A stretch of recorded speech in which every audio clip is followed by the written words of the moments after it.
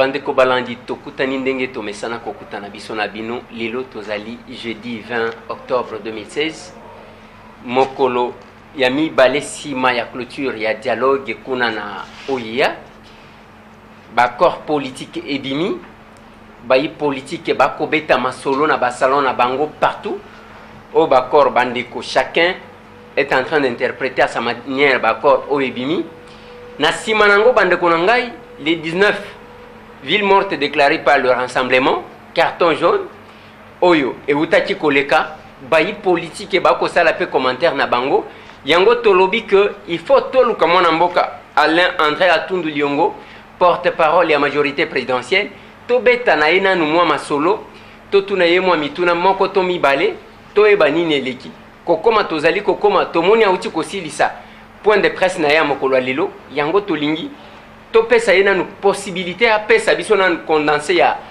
point de presse ya lelo na lingala mbote mwana mboka mbote oza malamu na banzi naza mwa malamu mwa malamu lisu pona nini parce que nage na ngao oza malamu to basi ça dalaka.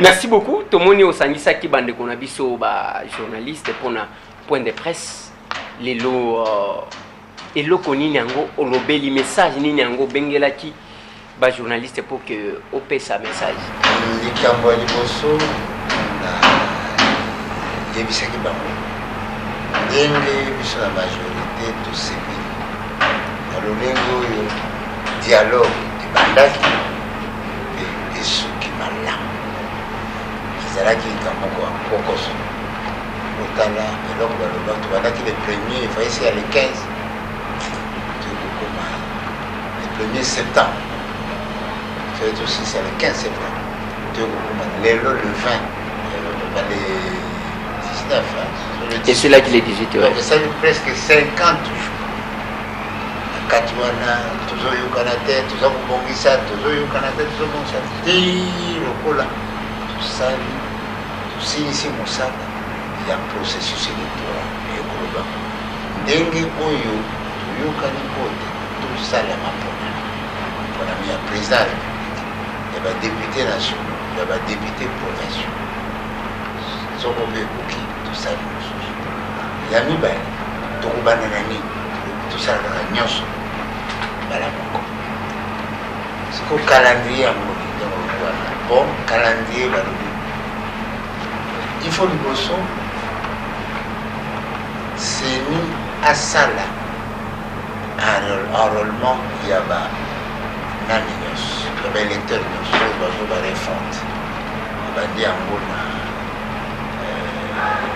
nord ubangi lobi ekozala na sud ubangi Mongala, Équateur, Chouapa, Okatanga, Lualaba, Olomami, Tanganyika.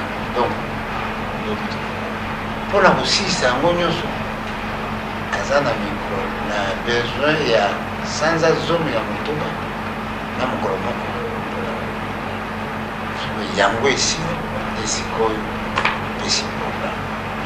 Yango ane aussi la 16 mois après, les Kamboula, vers fin, c'est en octobre, ici, bon, tout bandi, c'est le programme d'élection. Dans le Sali, dans Toyokani, septembre, en avril 2018, tout ça, on a pour la ligne de Sanya, pour tout le cocoso oyo, Seigneur, pour taper sa bisouba, donner mon fiable, barouli bazali boye, montona monto, azali sika boye, à voter sika boye, à kosala boye, bisope, barope sa pe bulletin boye, tellement kamona, non sonde, tindi moi, takawana. Ce bas surtout ça na Union africaine facilitateur négative ya biso kolo ya sukape Union africaine à l'ONU présenté à Union africaine à l'ONU ndenge asepe représentant ya Nations Unies alobi mpe ndenge asepeli ndenge batombeli ke makambo etambola bien na kati wana mpe barepresentant ya baambassadeur awa namonaki wana ambassadeur ya États-Unis baministre ya SADC namonaki wana ministre ya affaires étrangères ya Angola na Tanzanie tout ça donc ezali likambo moko tokoloba te endimami na mokili tosala ndenge oyebi président na biso en exercice ya Union africaine Idriss Déby alobi afélicité d'abord ndenge makambo etamboli mpe atombeli biso makasi echance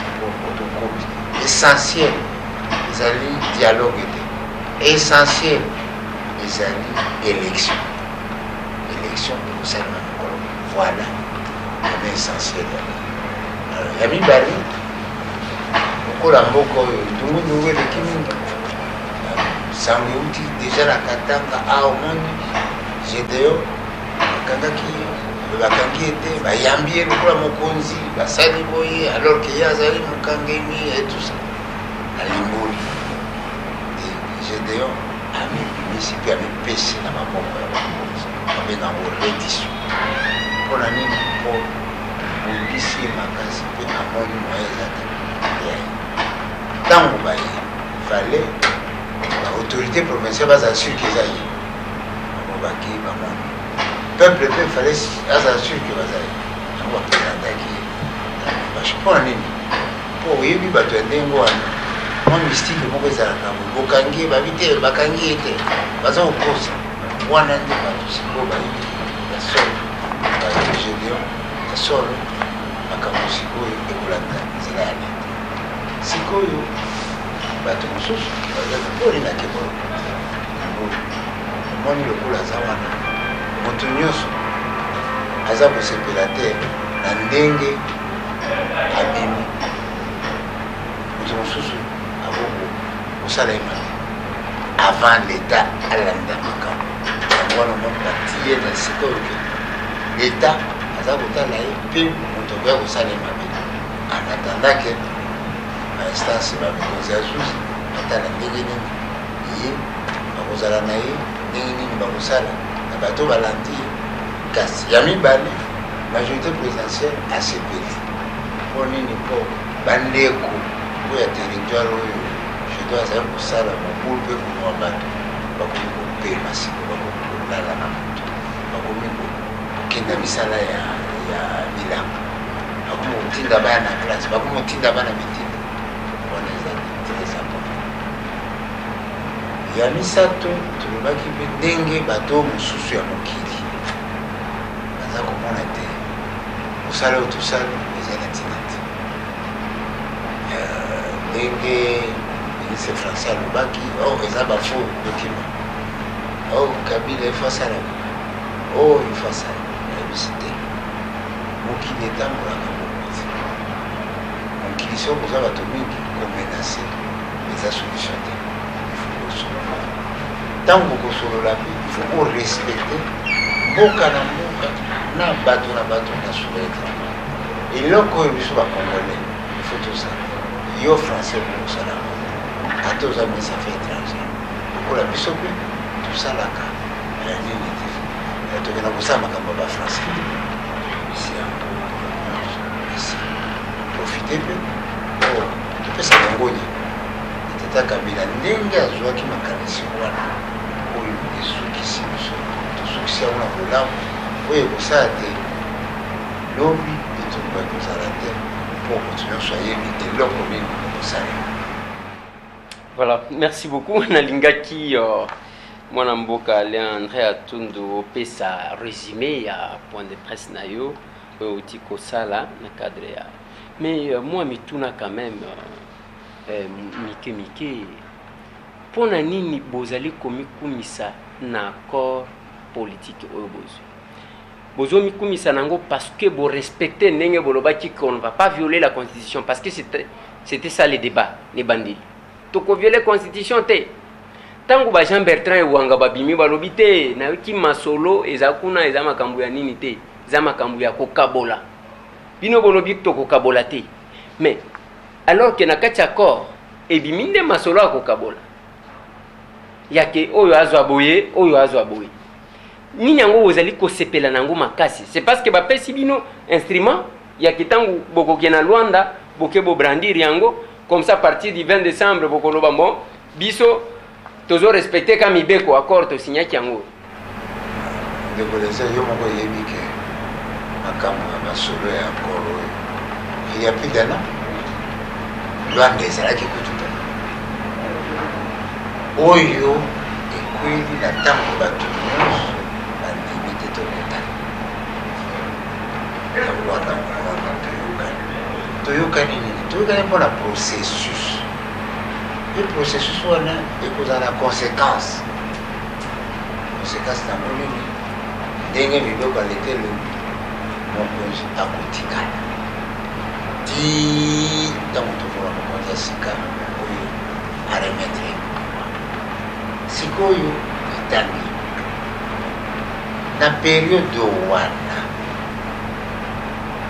garanti nini tokoki kopesa bato oyo baninga na biso ya opposition toyokani na bango te tokolanda garanti nini garanti ya monene poste ya premier ministre po bango bato bakokontrole premier ministre moto apesaka mbongo premier ministre moto akosala po premier ministre akosala po soki ezalaki so majorité babi omoni balingi badirige biso yango wana apesi bango poste ya premier ministre mpona kolakisa bonne volonté na biso ke tokende na nzela ezali victoire ya majorité te ezali victoire ya opposition te moto moko mpe azwi kasa oyo te mpo akende nango na lwana mpo ndenge nayebisi yo tata mokonzi abengai masolo ya longtemps kala lelo nde soki mpo ezali masolo ya promotion ndenge oyebi tokandaki na idps tokengoi tokomi na suka aboyi tocontinue susu na bato mosusu ndenge tozalaki basociété civile bape ti ta mokonzi amoniki wi ekoki intérêt ya peuple ekozela su te yango wana tosalaki yango mais ezali likambo ya partage te ya bato te. Donc dialogue au bouti kosala eza ya résolution 2277 te eza dialogue convoqué par le chef de l'État eza dialogue ya Joseph Kabila s'il faut le dire. Mpona koloba makambo lokola yo ozalaka na moko oyo te mpe oyokaka te yo oza journaliste olandaki makambo oyo secrétaire général ya CES alobi makambo oyo représentant ya Union africaine alobi nini dialogue oyo ezali convoqué par le chef de l'État appuyé par 2277 moto ya ONU mpe alobi yango tozongisa makambo na histoire dialogue chef de l'État abanini makambo yango avant bongo résolution eye eza komi contredire te yango na omoni ake bato ya ONU bazalaki wana bato ya Union africaine bazalaki wana daye mpona kopona bayokani etcetera ekoloba te moto moko aviole barésolution ya Nations Unies te moto moko aviole volonté ya peuple congolais te ya koluka solution moto moko président mpe aviole constitution te eza droit na ye atake calme donc ezala calme makambo oyo koloba teke omoni 2277 2277 yango wana tosali Voilà. Ordonnance yango wana na 2277 bala. C'est bon. Kasi mwana mboka atundu bino bozama yele ndenge bokendaki na dialogue wana parce que tango bozolo ba que adapté ya jour où bo signé accord 21 jours après il faut gouvernement sikaibima gouvernement wane kobima tokobenga ngo gouvernement nini parce que c'est un gouvernement qui vient encore dans les mandats en cours de Joseph Kabila. Parce que wana mandat na facilité. Ceux qui tozui du 18 21 jours tokozala je crois le 28 le 8 novembre. Gouvernement wana tokobenga ngo ndenge nini. Pona nini bokokati kozela te Joseph Kabila asilisa mandat na ye bomona que voilà comme les élections n'ont pas été organisées totia appareil boy pour gérer l'État. Et là, qui c'est Hollanda qui m'a soulé à dialogue. Hollanda qui m'a soulé à dialogue. Oui, Bobo yaki ko chango en direct na RTNC to senga kibino. Pour tout ça, ma solo ya mapona misi il faut bandeko ya biso baza garantie ke kosalema ndenge toyokana topesi bango primature masolo wana ya processus eza déjà en cours. Enrôlement ya Nord Ubangi, lobi enrôlement ya Mongala, ya Sud Ubangi, ya Okatanga, na biso ya Chwapa, ya Équateur et tout ça. Yango wana tolobi po te tobungisa ntango pamba 3 semaines si po tocontinue kosurveille mpe kolanda makambo ndenge toyeba problème ya manda eza kose pose te. Oui, parce que le 19 décembre oui. Kabila akotikala mpo nini mpo mibeko likonzi elobi bongo donc kolanda bilobaloba wana te intérêt ya peuple nde eza liboso ndenge nini tosala poke maponamema leka bien ndenge nini tosala poke ntango élection enge koma bato babadokima mboka te on sait jamais lelo on sait yango wana maponamema masali bien gouvernement wana eza chargé na kolanda processus électoral ndenge toyokani na dialogue alors Moussala Naye Sili ce qui un jour Joseph Kabila bengi bino na kinga kati alobi na bino ke tana sili saki mandat na ngate to yaki ko gérer na bande ko bazaki na opposition d'où je dois encore me représenter donc à cause de la peine a raison sur quelle base sur base ya que asili si mandaté sur quelle base sur base ya que asili si mandat na été bokati nzela bolobi bopesa soko gouvernement échangé mandat peut échanger bon soko eza bon mais lokola gouvernement oyo ebimaki nsima ya concertation échangé donc il faut mpe mandat na econtinue te mandat ya président ezali ya 5 ans soko eleki 5 ans ezali mpo moyen koorganize baélection ezalaki te mpe constitution elobi okopesa kotika mwene il faut pesa bokonzi na moto bakonzi donc mandat ezali continue voilà mais lokola otangi likambo ya concertation mona mboka Alain André Atundu quand même ozomona te que dialogue na bino wana eza moins eza na valeur muke par rapport même à concertation dans le sens que concertation bien que bato misusu babudaka yango to mona quand même président de la République aya fongoli yango na clôture aye ko clôturer yango bengi même homologue na ye président Sassou aye wana il y a eu quand même quelques ambassadeurs ébélés par rapport ya ba o bazalaki awo ozomona te que oyo ezaneti ye azakuna te soki dialogue ya lobaki ke boya to solola alobaka te ke bokende bo solola alobaka ke boya to solola nini esali que ye moko azala le grand absent ya rencontre wana est-ce que autant que ordonnance est-ce que autant que ordonnance c'est le chef de l'État a bengi opposition majorité présidentielle la société civile pour bayoka ye abengi pour ezali autorité na ye ezali responsabilité mais koyoka na etali biso bino est-ce que vous avez un problème nini biso toyebi ke bato bazana ba problème entre bango na bango na 2006 c'était Joseph Kabila na Jean-Pierre Bemba d'abord yango masasi ebetaka awa tozana kisasa na 2011 Tshisekedi na Joseph Kabila même tangu Vital Kamerhe akenda ko déposer recours na la Cour suprême de justice abengaka Félix pour na kotalisa que c'est en nom ya Tshisekedi nda akenda ko déposer maintenant na rencontre wana c'est pour résoudre quel problème dans mon conseil ici ordonnance wana lobi boye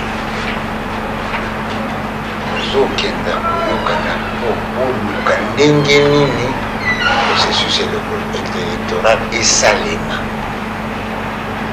ndenge nini tokopona bato ndenge nini tokosuka boye nde wana tokuta makambo ya 2006 makambo ya 2011 wana esili problème moko te eza lelo entre Kabila na Tshisekedi problème ezali ya classe politique ndenge nini processus électoral ekosila yango wana omoni classe politique résoudre problème eza te ke Tshisekedi alobi boye Kabila alobi boye tozana ezali makambo tozoloba etali Tshisekedi te etali Kabila te etali bolamu ya ekolo bolamu ya mboka ndenge nini mokonzi soko alingi moto alingi akoma mokonzi akolanda nzela nini akolanda nzela ya Kabila te akolanda nzela ya Tshisekedi te akolanda nzela ya mibeko yango oyo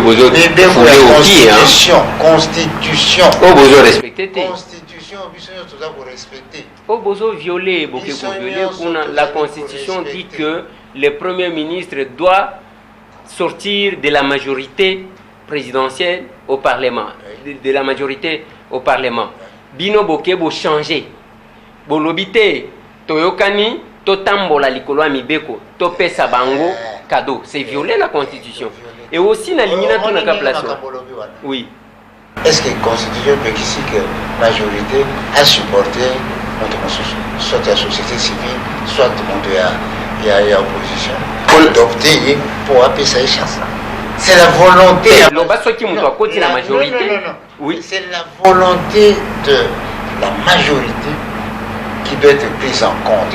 Makambo majorité alingi na mandat na ye soko azali na majorité ndeya majorité ko lo balelo biso to moni na te tozwa ndeko eleze soko ndimi majorité ko appuyer lokola sikoyo majorité a appuyé a pesi pouvoir ya premier ministre en opposition tango premier ministre wana koya majorité ko appuyer ye pona ko investir tango premier ministre wana kosala mibeko tolika majorité ko appuyer voilà le sens l'esprit ya constitution non mais mwana mboka balobi na mobeko que il faut muto comme général je donne un exemple terre à terre pona muto comme général il faut d'abord azala na kati armée na kati armée wana bongo comme général c'est la même chose que constitution lobby balobi pona muto azala premier ministre il faut azala muto ya majorité na parlement il faut auta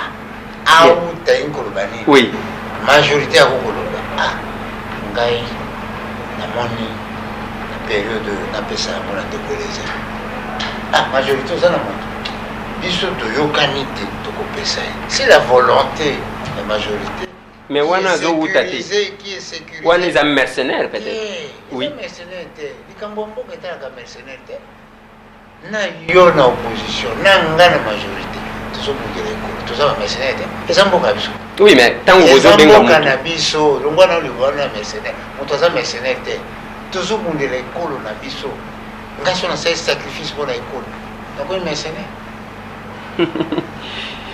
ils ont posé moi problème makambo yango mais eza mpona kimia premier yebisanga nanu premier ministre yango wana akogérer d'abord ndenge nini est-ce que akozala redevable na parlement si oui parlement oyo majorité parlementaire eza ya bino muto oyo bolingi botia premier ministre awuti parmi bato bazalaki kocritiquer votre façon de gérer ndenge ya kokamba système na makambo mosusu comment ça va fonctionner bato mibale wana oyo azalaki koloba ke parce que toza même na ba vidéo Kabila aza mutu mabe bayebi kogere te makambo ya majorité l'état moyini ndenge Frank Diongo alobaka l'état moloki te nazotuna c'est un exemple bango tout ndenge bazalaki wana toza na ba vidéo mutu wana azalaki ko critiquer façon na bino ya kogere bopesi ebonga na majorité na bino oyo eza na parlement bayebi ke mutu oyo azalaki ko tirer sur nous. Comment ça va fonctionner? Et ce qui a salimbeba mécanisme de remplacement du premier ministre, ezali to ezate.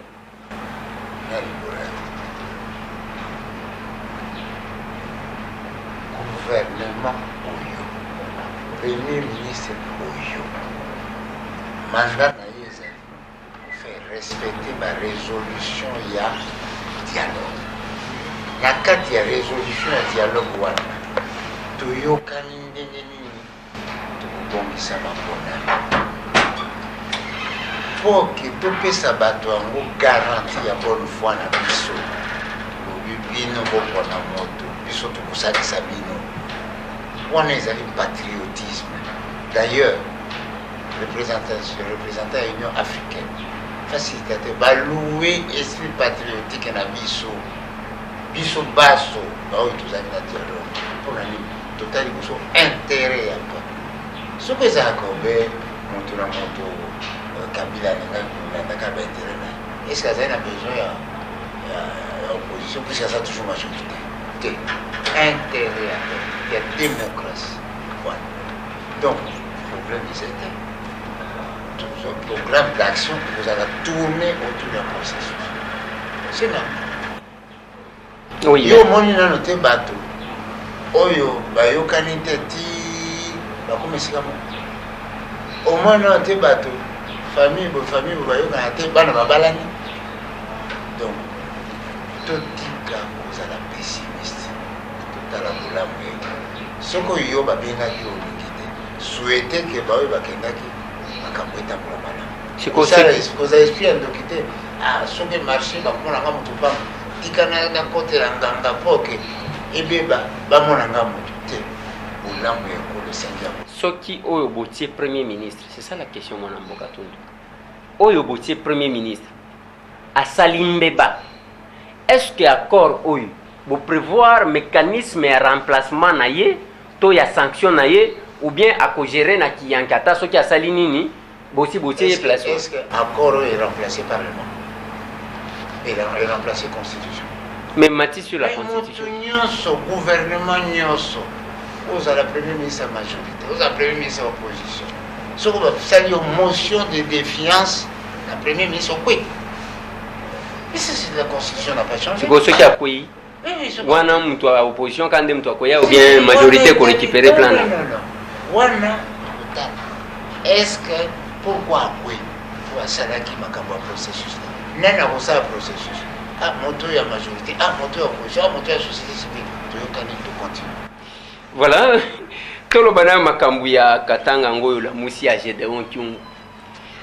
Est-ce que même tant que PC explication Gédéon Kyungu condamné par la justice congolaise.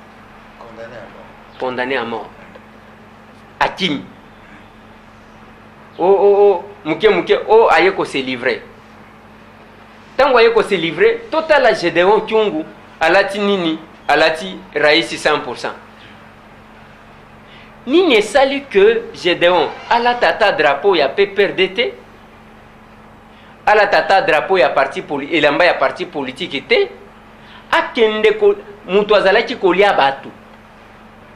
Azalaki kotambolana sexe ya batu kolie na kingo na mutu a mutu. Condamné à mort. Alata elongi ya chef de l'État.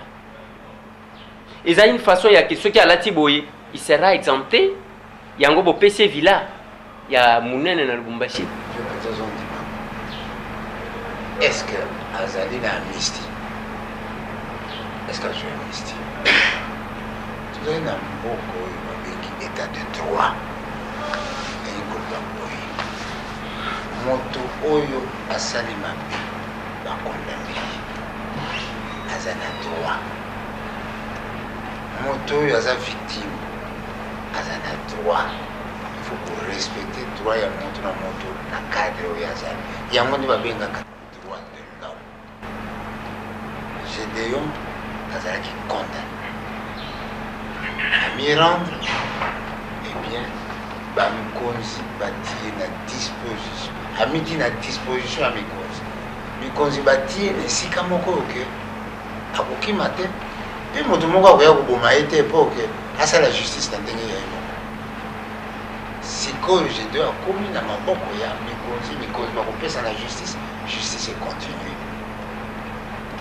Le plus important pour la vie, c'est de garantir. Pourquoi en tout cas oyo yazali kosala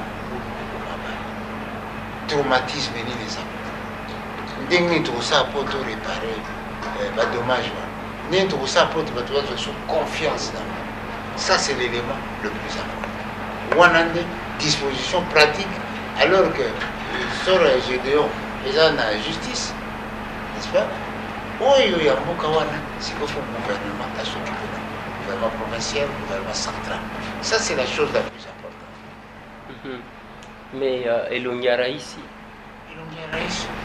oyo so mwana na moto te otalaka moliere te otika otala moliere moyibi azayibi bongo alati elongi ya yesu papa wemba yembaka te elongi ya jésus bozolata mpo bosala bato mabe mi alati elongi ya raisi akaisi ke mabe na esi mais raisi moto apesi ye te oui mais ye abotoli moto moko ye mabe na ye azomonanaka esili parce que mutu akimi na kasho mutu akimi na prison yango nde kosalema te ok toza na mboka oyo tokolanda mibeko ok lokola balobi soki ozwi moto asalaki mabe okoboma ye te okolanda jugement ye ifo aza ndeko wana oui nde yango tozoloba babuki prison na bwende bato bakimi baye bakangi prisonnier moko bao bakimaki nde balukeli ye vila moko babomba ye nanu olia kozongisa ye mibeko ezoloba nini parce que mibeko eza kobaka okotia prisonnier na esika oyo akoki kokima te mpe mabe ekokozwa ye te kobosana te ke mabe oyo Gédéon asali bato nyonso na katanga bakosupporte yango te na boloko bareglement de compte ezalaka mpe mpo ke mokumba wana ekwela leta te me wana bokipaka yango te mpona bacteur politique awa na kisasa mpo mokumba wana ekwela politique te lelo oyo bato bazokondane ndobi bakobalo bino bato bobomi Gédéon bino lokuta osalaki ye piège osalaki te yango wana leta azala place oyo toza komona aza koéchappe na biso te mpe moto akosalema eza te ke balobi topardone yo okomi nzambe okomi gouverneur katanga non mpo basalelaki ye caravane motorisé nalobi donc eza nécessaire ke bato bamona ye mpo ke masolo ya lokuta amoni aza na kisi abimaka boye ye moto bakangi ye te mpo esila c'est pas caravane c'est montrer à la population esalemaka partout esalemaka partout. D'accord. Et toza na suka ya émission mwana mboka tundu. Est-ce que bakor na binoyo et comme memela biso kimia étant donné que Kodio ne bandeli aloba que nous connaissons qui est qui. MLC azana bino na bakor ote. Rassemblement azana bino na bakor ote. Église catholique asukoli maboko aboyango bozomona que vraiment bakoro oyo ekoti komema kimia na mboka ou bien eza moto lisusu bozotia lokola bato ya motangi rassemblement MSC 5 baboyi kotraite makambo ya ekolo biso tokanga maboko totika ekolo ekufa toyokani obi tosala solution ya baproblème oyo biso topesi ekozwa moto nyonso ata lelo oyo so bapesi yo balobi okoma président soko premier ministre okobanda obe na accord peut-être mpo na soni okoloba accord te okoreni bato me makambo okotraite ekoconcerne obe refonte ya fichier électoral nini séquence calendrier accord oyo epesi nde solution nalobi eza problème ya moto te eza problème ya démocratie mpe ya ekolo accord oyo eza lokwa dictionnaire oza opposition otangi mo oza majorité otangi mo ata olobi ke na kosomba dictionnaire la rousse te mais Robert mpe ezali donc tozala te tosepela tolobi mosalisi bandeko ya rassemblement mpo ya tokenda eloko moko te ezali wana contre bango eloko moko te ezali wana contre moto ezali yango nalobi ezali victoire ya majorité te contre opposition, victoire ya opposition contre majorité, victoire ya société civile contre majorité opposition. Ezali bolingi ya mboka bo bana mboka bakani te balakisa yango na processus électoral.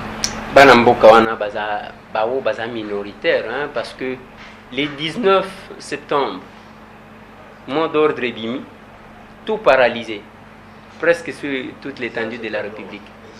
Les 19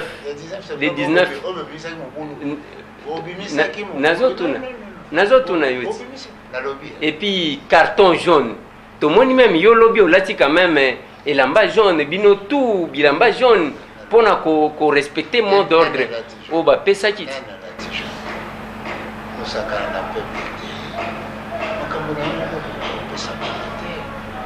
Carton jaune ça fait dire. Carton rouge ça fait dire. Constitution et l'opinion. Constitution et l'opinion, carton rouge, carton jaune, carton rouge. Avertissement de la constitution basale.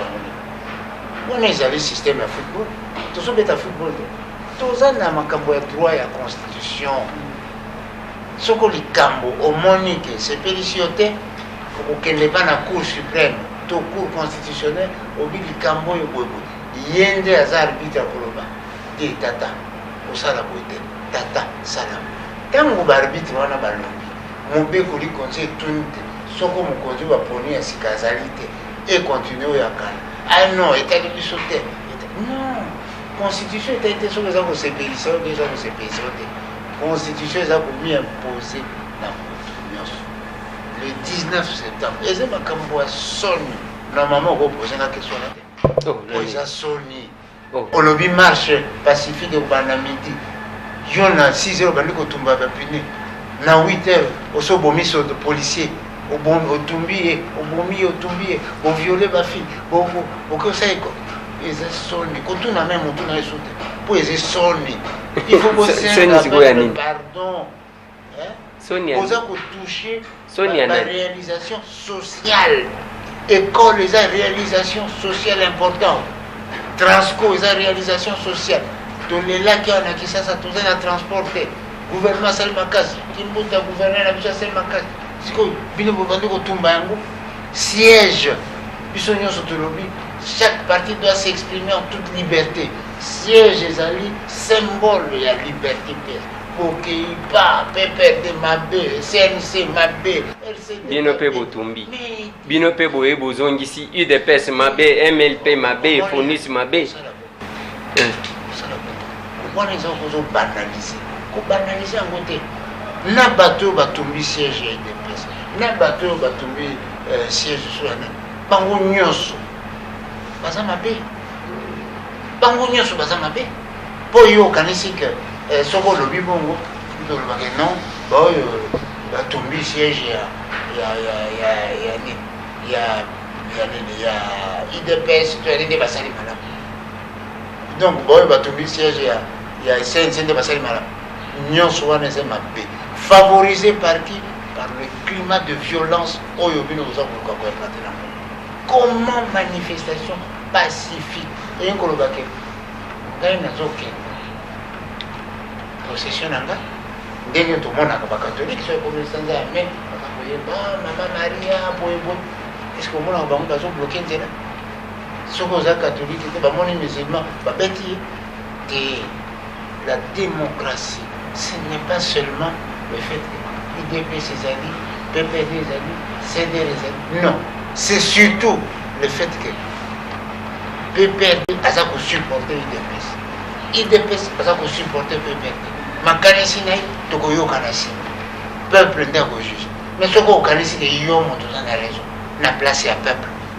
Te wana balakisi bino kake bino na monga liema boza minoritaire, bao baza contre makambo wana nde baza majoritaire. Lobby les 19 ezala na Goma e paralysie. Ezala na Butembo, ezala na Kasai. vraiment makambo wana mosali ezali biso na kisala tolobaka zie clair pourquoi oyebi ke na mboka oyo na baaventure oyo bosalaki le 19 na le 20 septembre bato bakomi kobanga soko olobi vie morte tata normal mama normal akotinda mwana na presque responsable ya école normal akondima te bato bayo homme d'affaires normal oinvestir biloko akobimisa bisi na ye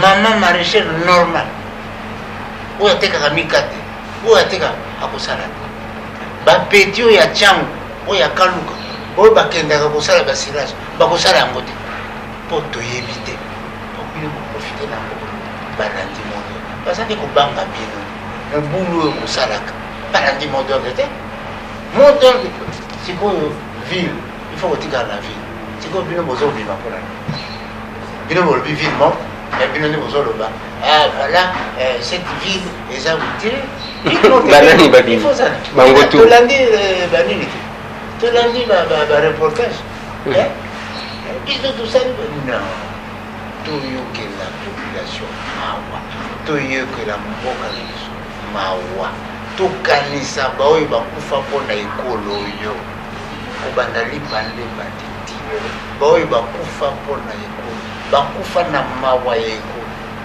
bakufa na makanisi ya bia mpona ekolo totika ezali problème ya moto moko te eza problème ya kabila te eza problème ya tshisekedi te ya fayulu te ya moto te eza problème ya peuple problème ya démocratie problème ya mboka problème ya afrique problème ya mboka problème ya afrique mais bozo politiser ba instance nyonso même cour constitutionnelle bo politiser yango bino bato ya majorité mwana mboka tundu le vendredi bakutani pona ko siéger na makambo ya seni na requête ya seni bazaki 6 balobi te quorum eza atteint te to reporter bakoma lundi bango 5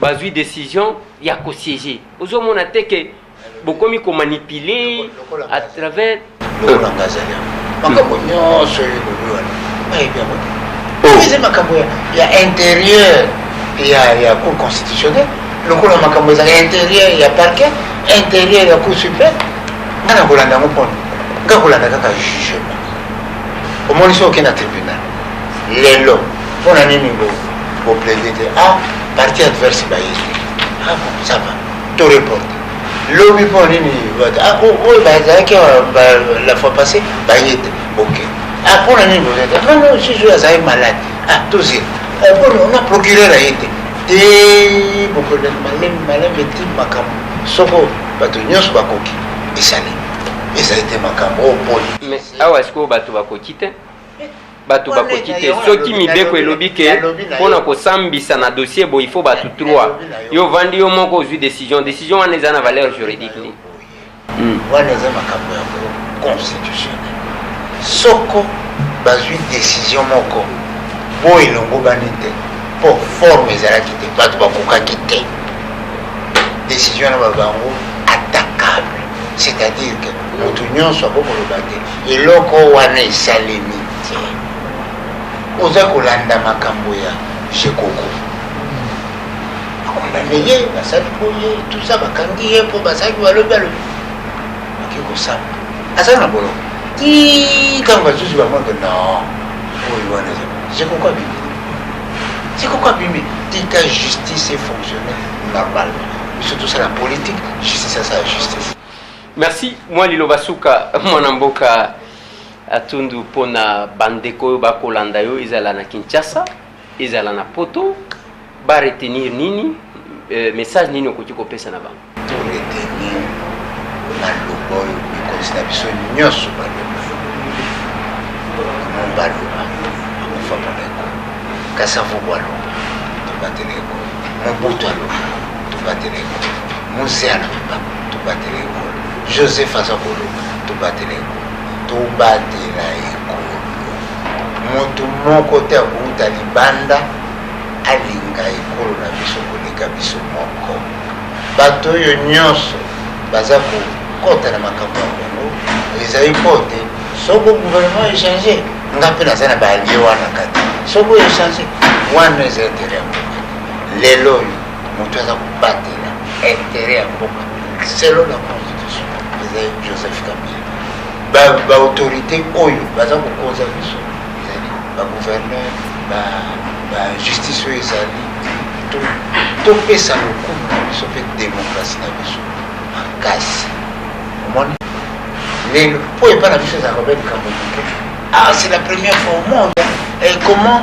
eloko bokoza olandaki débat oyo ya Hillary Clinton na Trump batuni Trump yo epa na biso ezalaka soko nani moto akwei na likambo na élection akofélicité vainqueur mpe akopesa ya mbote yo kosala alobi nini bien nakotala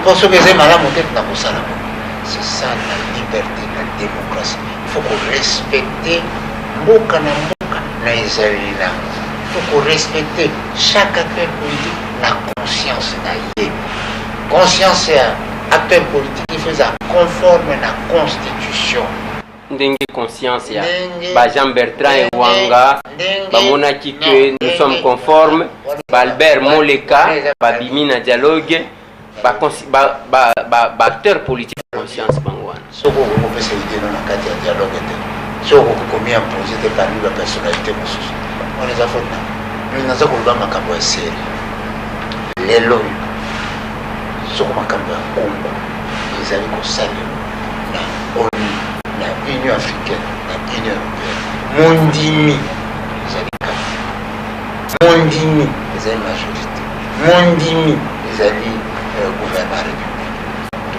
respecter bato oyo baza kosalaki biso tozala à l'aise bino mpona nini kokokondane te mabe oyo moto oza député okenda korejoindre opposition korejoindre non, le plus ça ne peut pas être le viol de la Constitution, la violation de la Constitution, ni le sang des innocents. N'employez pas le sang des innocents, sacrée vengeance. Merci beaucoup, Mwanamboka Alain André Atundu, bien que Monica Roger Lumbala rejoigne, alors que l'M23, les lots, ils sont partis à majorité, partis politiques qui existent au sein de la majorité dont vous êtes porte-parole. Bango va changer à cabo et ceux qui baquent babomi bakoti na majorité et ça ne fait pas partie de la majorité, ça fait d'abord partie de la classe politique. Oui, mais membre de la majorité, oui, l'M23. C'est la liberté de chacun. Oui, bah si babomi baye awa Lumbala anda tikali na problème. La personne ndaki ça. Merci beaucoup. Ozwa konkanze tango zo le babo. Bato baye ba le connaissait à l'objet pétanio sauté. Abomi manda peut-être plus moko botobi super. Merci beaucoup Bandeko Balandi et Zalaki Bongo Mwana Mboka Alain André Atundu Liongo, porte-parole de la majorité présidentielle. Topé Saka Batu Nyonso na émission na biso possibilité à Koloba. Ceux qui ont moni mutute yeba kaza convaincu na oyo alobakate parce que zaka moi mituna wana totunaka. Pour ça na biso ezaya que Congo na biso ezala mobimba tokende liboso. Na sambela kango na lobela kango chaque fois. Mais tokozala contre ya que ba politicien basalaka ba jeune na bango oyo ezomemaka crise de légitimité ko banda indépendance lelo bake basali cop na bango bakaboli kuna biso totikali ona lobaki na binoke sport oyo ezolega na RTNC ona boîte après basangani ba matina boîte moko bakatisi ndena tuna kibango banani batikali na sima boke botiki biso ka boy botika la brancher parce que Zaka Moussal tokuta na mbalasi. Merci.